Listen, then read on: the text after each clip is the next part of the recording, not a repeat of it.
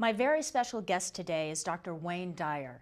Dr. Dyer began his career as an author in the early 1970s, traveling the country and selling his first book, Your Erroneous Zones, from the trunk of his car. That book went on to sell more than 30 million copies and became the best-selling book of the 1970s. Despite a childhood spent in orphanages and foster homes, he has overcome many obstacles to make his dreams come true. Today, he spends much of his time showing others how to do the same. As an internationally renowned author and speaker in the field of self-development, Dr. Dyer has written more than 30 books, 18 of which have been national bestsellers. Several of his books have been featured as PBS specials, raising over $150 million for national public television. So you say that if we change our thinking, we can change our lives. And I'd like to know when and where you learned this. Oh boy, this goes way back. I grew up in a series of foster homes and orphanages when I was a little boy, and I learned right then and there. I used to call myself the richest kid in the orphanage, because most of the people in there, all of the kids that were in there, thought of themselves as poor. Right. That you can't have money because, and they would complain about things. I can remember in the home that we lived in Mount Clemens, Michigan, there was a lady brought her daughter there. Now, I wasn't there because I had been abandoned or anything. I was there because my father had walked out on his family, and my mother had to place us in there. I reunited with my mother 10 years later, and I'm still united with her. She's almost 94 years old, really? And I love her very dearly. Oh.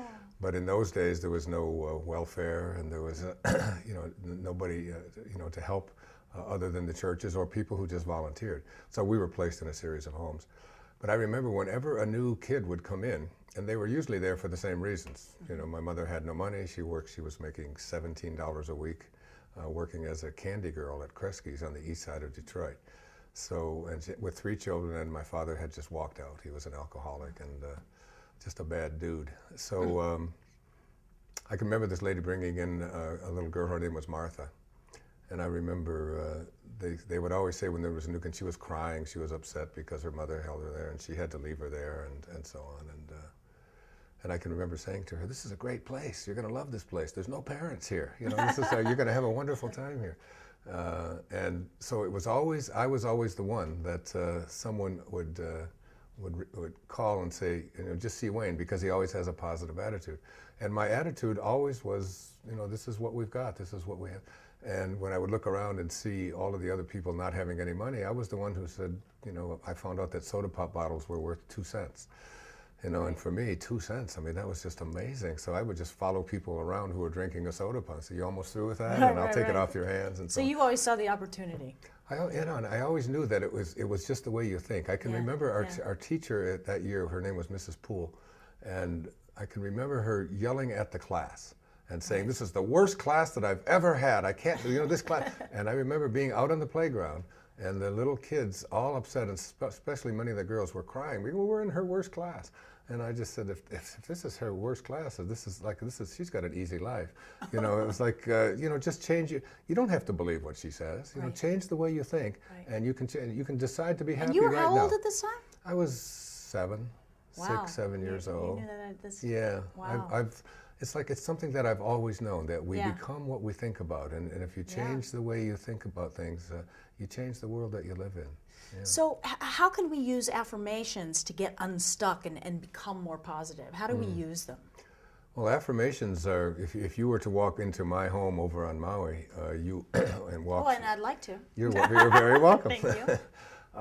And you walked and looked around at all the different... I have affirmations everywhere. I have them over my bed. I have them where I shave. I have one at my door that as I walk out, it says, "Attitude is everything, so pick a good one." Yeah. I have one on my in the car right as I look at it every single day, right on the dashboard, and it says, "Practice aloha," so that if somebody's honking Yeah. their horn or whatever it is, and it's like, I look at that every time I'm in the car, and it's a reminder to me, be kind, Yeah. don't be so frustrated. Because Don't beat aloha yourself is up. kind of a welcoming, loving sort of, Absolutely. it's Yeah. an all-consuming. I knew Right. that It's when a I term, went there. It was, it's did you live there in Hawaii? No, I didn't Oh, live there, but oh. every time I visited, and I have friends that live there, and they always say aloha, and it's a Yeah. deeper meaning than just Yeah, hello. it's a greeting, and a it's greeting, also it's a a- hello, it's a goodbye, but it really just means practice being in the spirit, the Being spirit present of God. and Yeah, being, being here, yeah. being allowing, and so you'll see them all over. You'll see them on the on the cupboards and. That's wonderful. My kids Would you say there was one affirmation that we could all use to change, to move towards our dreams right now? I don't know that there's one. I mean, the one that I use is that I can attract anything I want into my life. I am in charge of my life. I can create health and happiness and being positive. I just remind myself of that over and over and over again until it just becomes a way of being. Because an affirmation is just sort of a beginning step. It's a way of allowing yourself to retrain your mind to create the habit that we have that things aren't going to work out and things are terrible and I can't. That's like old programming, overcome. Yes, correct? it's all. It's just habitual thinking, one of the great poets, Wordsworth, said that habits rule the unreflecting herd. It's like you become part of the herd that doesn't reflect, and you want to change those habits. Yeah. What would you say is the key to living an inspired life, since you seem to be living one? I think probably the most important thing about being inspired is to understand what the word inspired means. If you break it down, it's in spirit. And it's like a recognition. I think the most significant thing about it is that you begin to realize that who I am is not a human being here having a spiritual experience, but it's really the reverse. That who I am is a spiritual being, an infinite spiritual, invisible being, having a temporary human experience. Right. And the key to living an inspired life is to always come from that place. In Excuses Be Gone, in a recent book of mine, I talk about living from a place of awareness. And awareness is thinking like God thinks. Like we all come from a source, every single one of us, and we all return to that source. T.S. Eliot said, "We shall not cease from exploration, but at the end of all of our exploring will be to return to the place from which we originated and to know it for the first time." And he was speaking about death. It's like ultimately you're going to return to the place from which you originated. I take that to mean that if you return to the place from which you originated, you don't have to die to experience that. Yeah. You can live in spirit. And when you see yourself as a spiritual being, having a temporary human experience, and everything is ongoing. Everything It's shifts. nothing. Everything changes for you, and you begin to recognize that there's absolutely nothing that you can't do. I mean, in the New Testament, there's a wonderful line of Jesus. He says, with God, with Source, with Spirit, however you want to call it, all things are possible. And I always ask an audience, what does that leave out? That all things are possible literally means all things are possible. So whatever it is you'd like to attract into your life, whatever you'd like to accomplish, whatever you'd like to do in your life, if you start from a spiritual place, a place of all things are possible, if I return, and get to that place, and then I begin to visualize it, and I begin to use my imagination, because everything that we see around us, everything in this world, was once imagined. Everything, that camera that is there, the clothes that you're wearing, the chairs that we're sitting on, everything once had to be imagined. If you get that, I mean, Einstein's famous observation was that, imagination is more important than knowledge. If you can learn how important your imagination is, and that's where your spirit is, in that place, and then once you go to that place, in what it is you'd like to attract into your life, you're coming from a spiritual place, absolutely nothing is impossible. Yeah. How would you define spirituality? I think it's, again, Einstein was one of my heroes, and they asked him about quantum physics and all of these technical questions, and I remember him saying, he said, they're just details. He said, I'd like to really learn to think like God thinks. I think, I was down in Australia a couple of years ago, and I was on a show there, the Tonight Show down there in Australia, the equivalent of the Tonight Show here. And the woman asked me, what is your mission? And I just blurted out, to live a God-realized life. And she asked me what that meant. And I said, I think that means to learn to think like God thinks, like how does the source of all things, if you could put it into a context of how does it think? How does God think? The only thing that God thinks, it seems to me, is like if these were the hands of God, you'd say, well, what does God do with his hands? Well, the only thing he does with his hands is that he gives. And spirituality is that. It's taking your attention off of yourself. Like the first 9 months that you were alive, you know, inside your mother's womb, there was absolutely nothing for you to do. You know, you just let go and you let God, which is what we say in the recovery movement. You just let go and you just allow. And you can't interfere with the process. There's nothing, you know, there's an invisible intelligence that is allowing this growing fetus to have its nose show up, its heart starts beating in 1 second, and after 9 months it comes out and we look at this beautiful little creature and we say, great work, God, we'll take over from here. And in the taking over process, we create what we call a false self. Yeah. Yeah. And the false self is the ego. That's when separation occurs, right? Absolutely. That's when we separate from source. Right. Right. And then with that separation, we call it edging God out, E-G-O, the ego. That's the ego. And we take on this false self, and we start to believe that who I am is not this divine perfection from which I originated, but who I am is what I do, and what I have, and what I accomplish, and what other people think of me, and who I am is separate from everybody else, and even most egregiously, who I am is separate from God. Yeah. We begin to believe all of these things, and we take, and that's the opposite of, you asked me about spirituality. It's to go back to the place from which you originated and to live from that, which means it's about serving. Yeah. It's about offering. Lao Tzu spoke about this in the Tao Te Ching. He said your original nature is based on 4 cardinal virtues. And the cardinal virtues, if you can live them, this is who you are as a being. Reverence for all of life, just finding love in all things, the planet, the plants, the human beings, the animals, everything. You have reverence for all of it. You kill nothing. You know, a natural kind of sincerity, which means a sense of honesty about not just not stealing, but about who you are as a human being. And a sense of kindness, you know, just being kind to each other and to everyone and everything. And also service. Those are the 4 cardinal virtues. Reverence for all of life, honesty, kindness, service. That's a spiritual life. And that's what a God-realized life is. It's how I try to live my life. That's wonderful. Getting rid of this ego. Yeah. It's a tough master. It's a tough one. It's a very tough master. I mean, the ultimate, even in relationships, Mariel, I mean, one of the hardest things we have to do in relationships is to try to love like God loves. You know, I quote in the film, I quote Hafiz, the great Persian poet.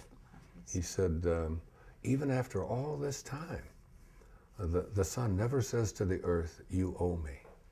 He said, just think what a love like that can do. It lights up the whole world.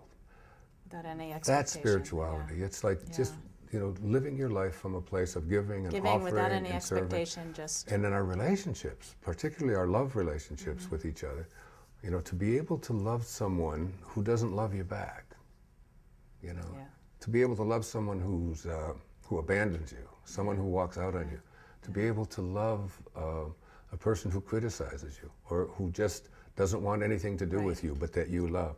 You know, that's the ultimate test, and it's one of the tests that, you know, the ultimate love. I don't know if you have any children or not, but I do. You know, so the ultimate love is generally a mother's love for her child. Yeah. Because that's the God kind of love. That is. You don't look at that child who's crying and screaming in the middle of the night and say, you know, what do you think you're doing, and you're bothering me and all of that. You just offer them. You just you know, you take that child, you put it to your breast, you feed them, you hold them, you comfort them, and if they cry 24 straight hours, you still do that. Yeah. It's like, and they don't have to love you back. They don't have to do anything. Try to take that kind of love and apply it in our relationships. That's when we push the ego out, because the ego always wants to own something. It always thinks that, I'll tell you. It always wants to be right. Right. It wants to be right, and it wants to own things. I'll tell you a great story. My friend David Simon told me this story. You know who Deepak Chopra is, I'm sure, a dear friend of mine. And his son Gotham was in New Delhi. And he went into and he was given an example of this at the Chopra Center, when I was sitting in on the audience. And Gotham went into the movie theater in Delhi put his hat on a chair, and went in to get some popcorn. He went, got his popcorn, came back, and somebody was sitting in his chair. And he said to the gentleman who was sitting in his chair, he said, "Excuse me, but that's my chair." And the gentleman said to him, he said, "Well, how do you know it's your chair?" He said, "Well, I put my hat on it." He said, "That's how I know it's my chair." And the man said, "So according to your logic and way of thinking, if I put my hat on your car, it's mine?" And I thought, that's what the ego does, isn't it? Yeah. It's what the ego wants to own everything, including each other. You know, it's like if I'm in a relationship with you and I love you, that means, you know, we place conditions on it. Yeah. You're responsible. And if you decide to love someone else, then I can't love you anymore. Or if you walk out on me, or if you criticize me, or if you leave me, being able to love someone, even if they do that, you know. Anthony DeMello used to talk about that in like loving without attachment. You know, the ego is such a hard master. It just it has all of these demands. And I mean, he used to say that the great test to be able to love someone is to say, "I leave you free to be yourself, to think your thoughts, to indulge your tastes, to do exactly as you please, and I will still love you." Hardly anyone can pass that test, but God can. Would you say you've overcome your ego? No, Me I neither. wouldn't. I wouldn't say that at all. If I said yes, I would be lying. I But I think think that it's a journey every day. You do better, you know. it's the you taming build of it. Yeah. It's really the taming of it. It isn't nearly. It's a balance. Yeah, I think that true nobility really isn't about being better than anyone else. No. It's about being better than you used to be. Right. And you know, I mean, Nice, I've been through nice. divorce twice. I've been through addictions. I've been through a lot of heartaches, a lot of struggles in my life, living in orphanages and foster homes and so on. All of those things have been just, you know, great teachers for me. But the toughest one for me is still the ability to love those who don't respond to me the way I think that they should respond to me. The way you Not so want them much to. in an audience and not so much with the people that I run No, into. but you're intimate. Yeah, You're close to people. No, yeah. I know it's very difficult. Even with my own children. And I have Yeah. 8 beautiful, wonderful children. But that's what awareness is. That's what being present is about. It's about Exactly. staying and it's like, okay, I'm not perfect, but I can try in this moment to accept that I don't get things the way that I want them. And to recognize that it's your ego talking. Yeah, because it's not you. It's not really your pure you It's when the you're false talking about the self. child. Yeah. Yeah. And there was a great teacher from India. His name was Vivekananda. Yeah, I And know. Do you know who I he know was? his work, yeah. And he came over. He came in the early part of the last yeah. century, 1905, 1910. He traveled all over. You know, brilliant speaker. When you hear his stuff, I mean, his devotees used to ask him, "How do we do this? How do we tame this ego? How do we, you know, do we push it out? Do we destroy it?" And his answer was so beautiful. He said, "In the springtime, go out and observe the blossoms on the fruit trees." He said, "The blossoms vanish of themselves as the fruit grows. So too will the lower self, the ego, the false self, so too will the lower self vanish as the divine grows within you." And that's what it is for me. I'm 69 years old, and it's like every day I try to let the divine grow within me just a little more. Just, you know, practicing aloha, whatever you want to call it. I was staying in a hotel in Los Angeles the other day. I was up taping this with the Bonnie Hunt show, and I was on the 5th floor, and there was a woman who comes into the rooms. She's been on the 5th floor for 12 years. She's a maid, and she cleans our toilets, and she keeps our living room nice, and she's she cleans up dirty sheets that have stains on them. I mean, this is an angel who comes into your house. And I was there with my daughter Serena. We had just done the show, and I started talking to her, and I just reached into my pocket and I took a $100 bill and I put it in her hand. My God, you would have thought that I had given her the keys to the kingdom of God. I mean, she was so great, and we were there for 2 more days. She left gifts in my daughter's room and in my room, and she brought me a picture of her daughter, and she's from El Salvador, and she had just lost somebody in some flooding that had just taken place there, and it was like opened something up that's inside. letting the divine grow within you, finding. And it isn't the $100. No, I mean, no. a lot of you watching can't afford $100, but you can afford. You can think a nice thought. It's just like You somebody can say a kind word. You can say, and so many people forget to say thank you to people that serve. Or the in that people way, that are or- begging at the, you know, with their brown signs up on the side of the road. You don't have to give everybody who's standing there asking you for money, but you also don't have to criticize them. You don't have to find fault with them. And you don't know what the story is. Yeah, we and all you think can, we know. Yeah, you can give a silent yeah. blessing. I can remember, I used to do that. I used to think, I remember one time thinking, who is this guy? He's healthy, he's strong. What is he doing standing up there? Right, I work, right. why isn't he working? And then when I got up a little closer, I saw that he only had one leg. And Yeah. I thought, he only Hello. has one leg. Yeah. You know? Yeah. And I pulled the car over and I got him in and I took him, I got him something to eat and gave him a little money and all that. But there was a time, he's like, not that instant judgment. That's it's like letting, that's what Vivekananda meant. Let the divine grow within you, and it's like you're a vessel, you're a container. And the more divinity that you allow into you, the more of those 4 cardinal virtues that I spoke about that you begin to practice, it pushes out the rest of the stuff, because there's no room in there for the ego and for all the false self, and look at me, and look how wonderful I am, and look at all my stuff, look at all my accomplishments, look how wonderful I am, and look how angry I am. So if you practice those virtues, and it pushes it out, and you become become Christ-like, you become Buddha-like, you begin to live a life of a higher spiritual consciousness. You know, you live at city consciousness, where you're constantly giving and offering and serving. And the irony of all of this is that when you begin to do this and do it more and more and more in your life, the stuff that you used to chase after and you used to try to get into, it means nothing to you anymore. But more of it comes into your life. It just keeps showing up. But you don't more. care. And then you just circulate. Then you just give it away. You just give it away. Yeah. So That's beautiful. Yeah. What would you say to somebody who didn't consider themselves spiritual? I would say that you know, try to wiggle your finger. You know, just take your finger and ask yourself, how do I wiggle this finger? And then you do this, and you say, wow, what is that? And you say, well, I can go inside your brain, and I can find the command center inside of your brain if I look in there, and they can do that, and that allows you to do this. But no one can find the commander in the command center that says, I think I'm going to wiggle my finger. Right. And that's your spirit. That's your thought. That's invisible. That's an invisible message to your finger to say, wiggle for me. Right. You can't find the connection. No one can find it. There's nothing there. It's like, what is this stuff? You can look inside of you. Right. That invisibleness that allows you to do those kinds of things is that's your spirit. That's the invisible part of you, and that's what organizes everything in your life. Yeah. The inner you. Yeah.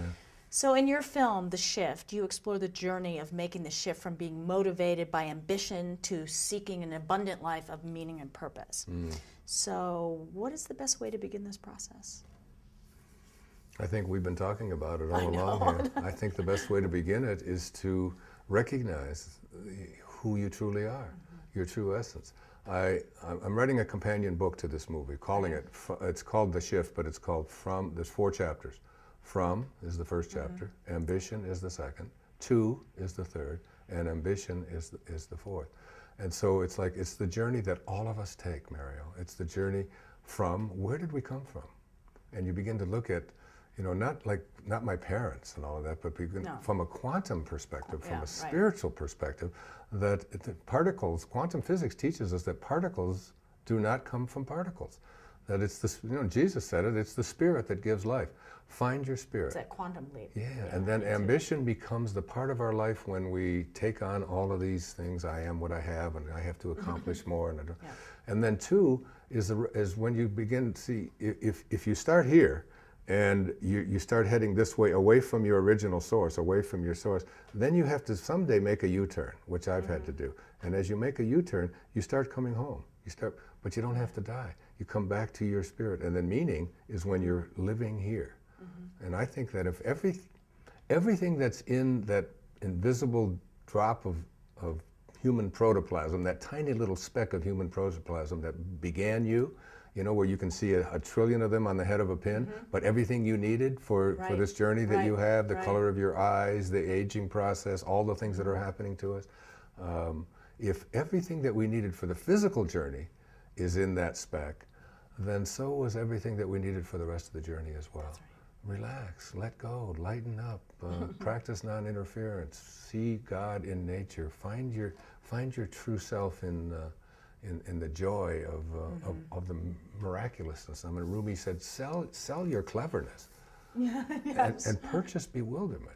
Yeah. Get into a state of just awe and bewilderment about That's like, everything. that's childlike. It's childlike. Exactly. And that connection to nature, that's my that's where my God. thing. That's what Lao Tzu taught. That's what Yes. Lao Tzu taught in the Tao Te Ching. That God is really in nature. In nature. It's not some religious thing that because the God that most people think about is a God of the ego. Yeah. It's And just all a God. separation. It's all, And it's a God of revenge. It's a Yeah. God that gets even. It's a God Yeah. that knows how to heal you, but withholds it from you. But only if. Yeah, only if, and if you pay and buy indulgences. Yeah. This is just a God that we've all created out of our own egos. Yeah. The God that I'm speaking about is that which allows everything to be, that just does nothing but offer and asks nothing in return. Well, it's like It you were says- talking about the blossom, which is such a beautiful, beautiful image. When did you first fall in love with movies? On the east side of Detroit, at the Vogue Theater on Cadju and Harper, there was a little club in there that you could go there for 12 cents on Saturday afternoon and see 2 movies and cartoons and be a member of the, I don't know if you remember this, but the Roy Rogers Writers Club. And I was a member of the Roy Rogers Writers Club, and I used to go in there and I had a friend, I say little, I mean he was much smaller than me. In the 8th grade, his name was Joe Fiore, and he used to take me down to the Fox Theater in downtown Detroit, and we would, he got so excited about movies and watching them and so on, And I started watching them on our little Admiral television, our little black and white television set, when I was just a young boy. I love movies. That's great. What does spiritual film mean to you? And what are your most favorite films about transformation?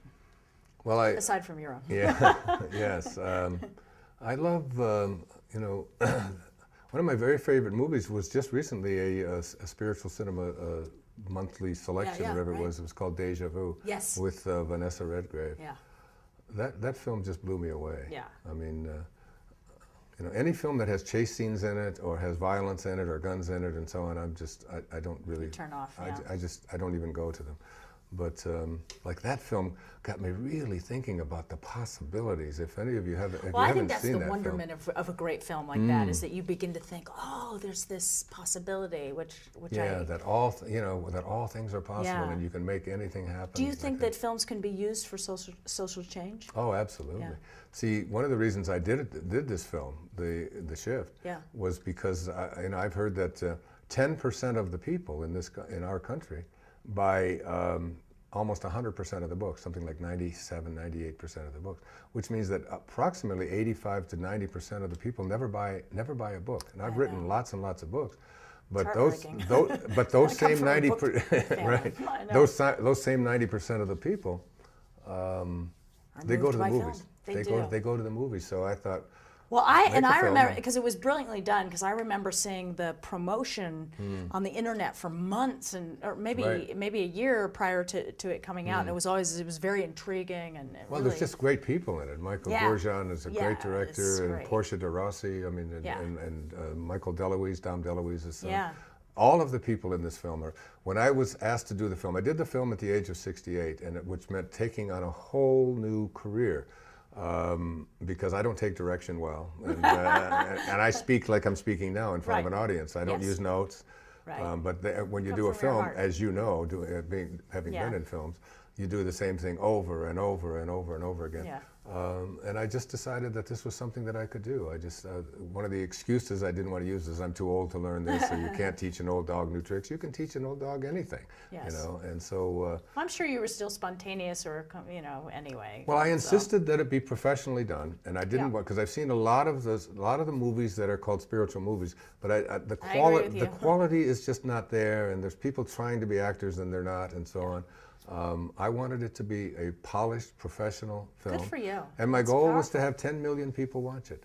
And I know that will happen. And it'll happen. Once you see 10 million in America is pi. Do you remember pi when you were in geometry? Yeah, 3.1416. If you can get 3.1416% of a population to align, all the Then rest, all the rest fall into place, the right? 100th That's monkey, right. they That's all right. begin to align. That's right. So for me, if 10 million people watch The Shift, we can make a shift not only in our country, but on our planet as well. And that's why I'm happy to have the film as part of spiritual cinema, because it's another whole bunch of thousands of people who watch it, tell other people to Well, you've watch inspired the whole it. spiritual cinema circle, fan base. They're totally turned on by the film, so that's wonderful. That's great. What films do you think have made a positive impact on society? Well, I remember, what was who was the guy that ran all the way across the country? What was Forrest Gump? Forrest Gump. Right. Forrest Gump was one of those kind of films Sure. that made people look at people who we call special needs and see the beauty and see the joy in them. I think the film about what Tom Hanks was in about the D-Day, Saving Private Ryan. Yes. I think that film transformed my brother's life. My brother Dave was in Vietnam, was a Bronze Star winner, and saw such horrible violence. He was a medic there, and he saw hundreds and hundreds of people, and he had never talked about it for 30, 40 years. Never talked about it. He was just so bogged up inside, you couldn't get a word out of him. Yeah. He now has Parkinson's disease, and so many of those people of that generation weren't allowed to really speak about, And he said, that's what it's like, Wayne. Yeah. That's what it's like. I think the film Ghost was one of those films that really, deeply and profoundly touched me in terms of looking at when it opened that guidance window. from the other side. Guidance from the other side. Yeah. Those kinds of things. And lots more as well. Yeah. So what kind of films do you think young people should see, and why?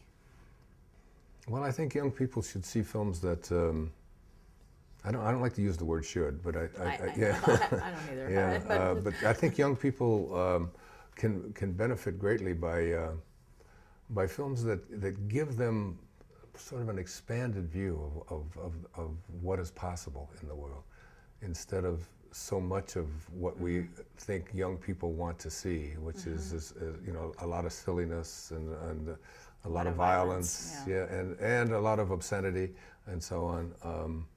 And also empty, these empty films. It's like there's so much big something happening, but there's not. You look under the surface and there's nothing going on. I get letters from people who've seen The Shift, and they said they've just had it on in their home, and their teenagers will come in and they'll say, "What are you watching?" And all this is on, and then before you know it, they're hooked. Yeah, they're hooked, and they're watching it. They're telling other people about it as well. Nice. So I think if it can just expand your consciousness and I think film can make a huge difference in transforming the world. I really do. Yeah. Well, you've kind of answered this question, and you've sort of made this film, but I'm going to ask it anyway. If time, money, or talent were an obstacle, what kind of movie would you like to make? If you got to do it again, and you had everything at your disposal. Now, having made a film, you know the opportunity that is. There were no obstacles. The money wasn't an obstacle, and time wasn't, and I kind of everything thought else. that you were going to We just did what we wanted to do. That's wonderful. And I think this film, and maybe perhaps a follow-up to it, maybe following the characters or something, I would just like to make a film that can make the shift, because we've got to make the shift. Well, this has been just delightful. I could speak to you forever, but I think we've run out of time. Thank you so much. I was such an admirer of your grandfather. Oh, by the thank way. you. Such an admirer. Why say thank you? Because I'm responsible. Yeah. Well, I remember reading Islands in the Stream. Yeah. And a lot of people, one of the lines that he had in there, a man had just been. He just found out that his son had been killed in the war in Spain, and he that night was out dancing. And someone said to him, "How can you be dancing when you've just found out that news?" And I've never forgotten this. He said, "I decided that sooner or later I would have to get over this, or it would kill me." And he said, "I just picked sooner." And I learned that from your grandfather. Yeah, pick sooner. Pick sooner. Yeah, pick sooner. Thank you. God bless you. Yeah. You too.